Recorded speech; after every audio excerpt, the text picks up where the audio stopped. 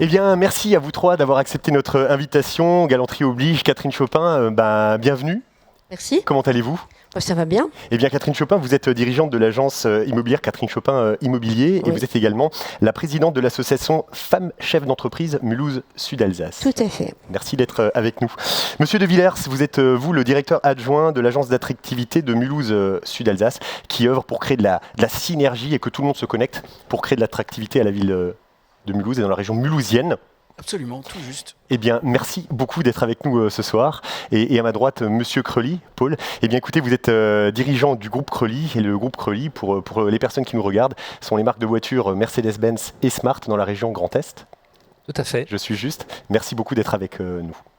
Ce que je vous propose à vous trois, c'est pour amorcer nos échanges sur la force d'attractivité de Mulhouse, eh bien que nous regardions ce que pensent les Mulhousiens de l'attractivité. C'est Flora qui est allée dans les rues de Mulhouse et qui a posé cette question-là. Je vous invite à regarder le magnéto.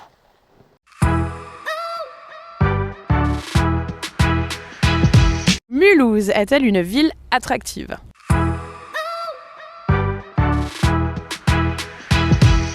Alors si on parle de travail relativement, déjà la proximité avec Bâle, on est en Alsace, si on doit comparer au reste de la France, on est en Alsace, donc forcément on est déjà mieux loti.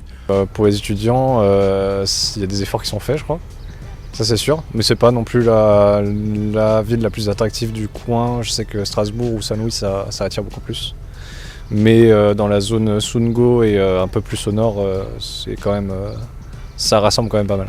Sans hésitation, je dirais oui, pour plein de raisons. Déjà pour l'histoire de la ville, et pour son passé industriel. Et c'est vrai que c'est une ville qui est un peu décriée. Ça m'arrange un peu, parce que du coup ça reste une ville à taille humaine qui n'est pas forcément surchargée, donc ça a plein d'avantages. Et puis c'est surtout, on a tout à côté en fait. Je fais au travail à vélo. C'est ce qu'on voit, très bien. Le long du canal, ça me prend 10 minutes, en pleine nature. Enfin, finalement, pour plein d'aspects, architectural, économique, social, Mulhouse est une ville assez attrayante. On a des écoles qui sont pas présentes dans nos régions malheureusement, et franchement le quartier universitaire est vraiment pas mal ici. Il y a beaucoup d'efforts qui sont faits, donc c'est vraiment plaisant. Ça fait partie de la Ruhr, hein. Alors, c'est un vieux mot tout ça, mais ça reste vrai. C'est le bassin où il y a le plus dans l'Europe où il y a le plus de travail entre l'ouest de l'Allemagne et l'est de la France, l'Alsace. Donc j'ai atterri là pour le travail justement. Pour le coup, je trouve que Mulhouse, c'est une ville assez confidentielle, même en termes d'emploi. Et dans le sens où on s'en doute pas forcément, mais il y a énormément en fait, de potentiel, que ce soit économique, encore une fois, que ce soit au niveau de l'emploi. Encore une fois, nous, on est arrivé un peu par hasard en Alsace, et encore plus par hasard à Mulhouse. Et au final, on a fait le choix de rester, et aujourd'hui, c'est une décision qu'on trouvait absolument légitime, que ce soit pour l'emploi à Mulhouse même, ou en fait dans toutes les communes environnantes.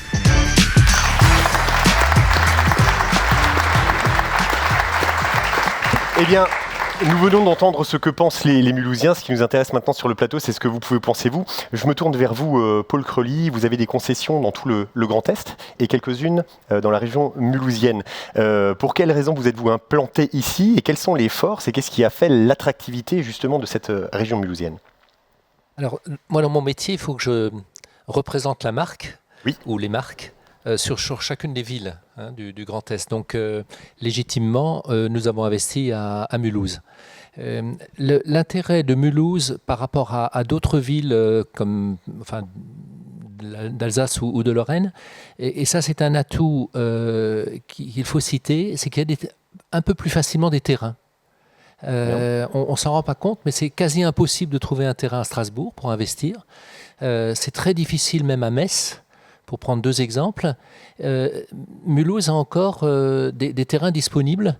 Et donc, on le voit d'ailleurs, si Soprema, Microsoft investissent à Mulhouse, c'est pas un hasard, c'est parce qu'il y a des surfaces.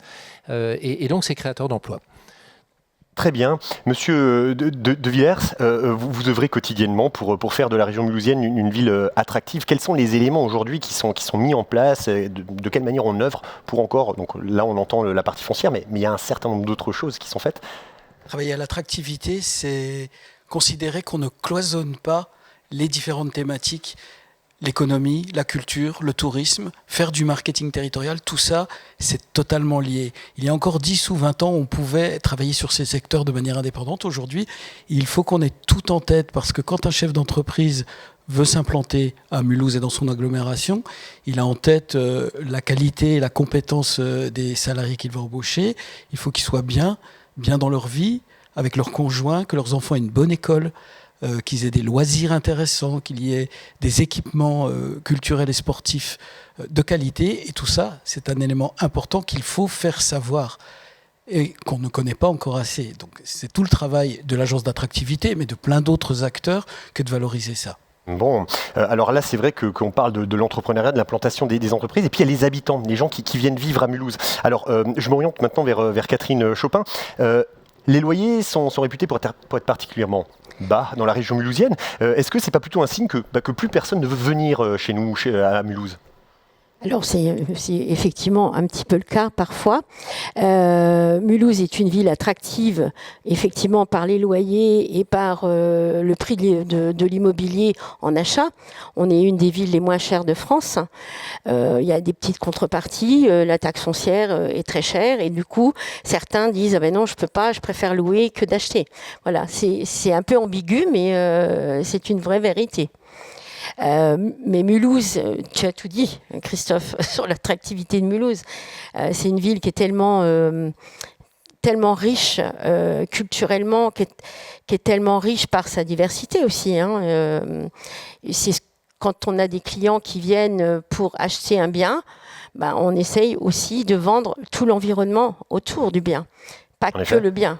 La ville, la culture, l'industrie, KM0, voilà, c'est quand même, on est très gâtés ici. On parle de culture, on parle d'environnement, quels sont les vrais... Ah, alors, je vous ai pas prévenu, mais on peut être interrompu de temps en temps par une petite notification, et là, c'est une notification texte. Je vais vous la lire telle qu'elle est présentée, c'est un internaute qui nous l'envoie, et on tâchera d'y répondre. Est-ce que le vrai critère pour juger de l'attractivité, ce n'est pas l'évolution du nombre d'habitants ? Le nombre d'habitants baisse à Mulhouse d'année en année. Qu'est-ce que vous pouvez répondre à cet internaute ? On peut considérer que l'augmentation du nombre d'habitants est révélatrice. On voit bien que des territoires qui se développent fortement, comme par exemple Toulouse, ont une croissance démographique énorme. Là, on a entrepris quelque chose qui ne fait que s'amorcer et qui va se poursuivre. On sait très bien qu'avec l'arrivée... Vous le disiez tout à l'heure, Paul, avec l'arrivée de Microsoft et de Bolloré, ce sont des emplois qui vont se créer, des familles qui vont arriver, et puis un écosystème qui va se créer autour de cela, avec l'installation d'autres entreprises, l'arrivée de familles. Et tout ça c'est une dynamique, c'est un cercle vertueux qu'il faut amorcer. On est sans doute seulement au début, on revient de loin. On se souvient que Mulhouse, qui était un centre mondial au XIXe siècle, de fait, a un peu périclité pendant le XXe siècle à cause de la désindustrialisation. Aujourd'hui, on a trouvé ce second souffle et ça ne fait que commencer. Donc on est plutôt sur la bonne voie. Néanmoins, Paul Crely, on remarque que le taux de chômage est légèrement un peu plus haut à Mulhouse que dans d'autres villes alsaciennes. Vous recrutez en permanence dans les diverses concessions. Comment expliquez-vous cela, avec tout ce qu'on entend depuis le début de nos discussions ? Je pense qu'il y a l'attractivité probablement de la Suisse qui nous pompe de la main-d'œuvre. Mais ce que je crois, c'est que Mulhouse se compare à l'ensemble de l'Alsace. Alors c'est vrai qu'en Alsace, on a Colmar, on a Strasbourg, on a des villes qui attirent fortement. Ce qu'on oublie, c'est que globalement, l'Alsace, c'est une région absolument exceptionnelle en France. Il y en a très peu. Il y a l'Alsace, il y a peut-être la Savoie, Haute-Savoie, la Vendée. Ce sont des territoires qui sortent vraiment de l'ordinaire. Alors, Mulhouse, dans l'Alsace, a un historique où il y a un petit regret. C'est peut-être pas la partie la plus attractive a priori, mais si on regarde l'Alsace dans son ensemble par rapport au reste du pays, c'est une région qui est très très en avance et qui, comparativement à d'autres régions de France, attire énormément. Donc c'est ça qu'il faut voir. Alors il y a probablement par rapport à Strasbourg ou à Colmar, Molsheim, Obernai, vous dites, un peu plus de chômage, mais il y en a quand même beaucoup moins que sur le reste du pays. Il faut voir le verre à moitié vide, à moitié plein. C'est entendu, et merci pour ce retour, Paul Crely. Catherine Chopin, je m'oriente à nouveau vers vous. Une petite question, s'il y avait, puisque vous œuvrez au sein d'une association de femmes chefs d'entreprise, une action concrète aujourd'hui à mener, quelque chose que vous aimeriez mener pour encore augmenter, alors Mulhouse en Alsace, mais Mulhouse de manière générale, pour augmenter son attractivité, ce serait laquelle ? Déjà, notre association, plus on va être nombreuses dans l'association Femmes Chefs d'entreprise, qui existe depuis 1945, mais sur Mulhouse, on existe depuis une petite vingtaine d'années. Je pense qu'il faudrait créer un événement, pas que pour la femme, mais pour les entrepreneurs, entrepreneuses. Je ne sais même pas vraiment, en fait, je ne sais pas trop quoi vous dire parce que j'ai tellement plein d'idées que je ne sais pas vraiment répondre à cette question. Il y a tellement de choses à faire. Continuer à envoyer cette énergie et puis à avoir en permanence en fait, cette énergie. Il y a un dynamisme, oui. Ce dynamisme au sein de notre association, il faut qu'elle reste. Plus on va être dynamique, plus on va apporter de plus-value à nos adhérentes, plus il y aura de plus-value, plus il y aura d'adhérentes, etc. Et donc nous, on va grossir. Moi, mon objectif, c'est vraiment d'agrandir notre association et de pouvoir apporter un plus au sein de Mulhouse, parce que si on a une association qui est forte, bien Mulhouse sera forte aussi. Mulhouse rayonnera d'autant. Voilà.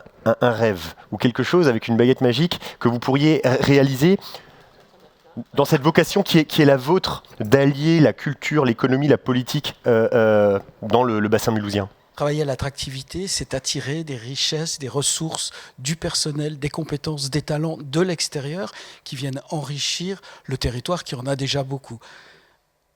Ça se fait dans plein de directions. Bon, on parlait tout à l'heure de solutions à mettre en œuvre.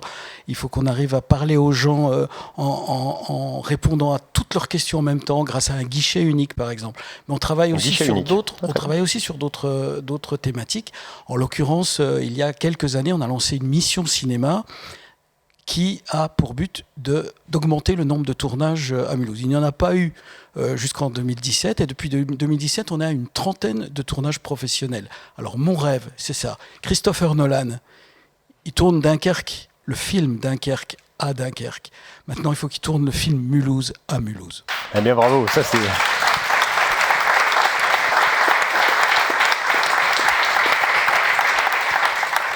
Le temps passe vite en plateau. Il est déjà l'heure de vous dire un grand merci.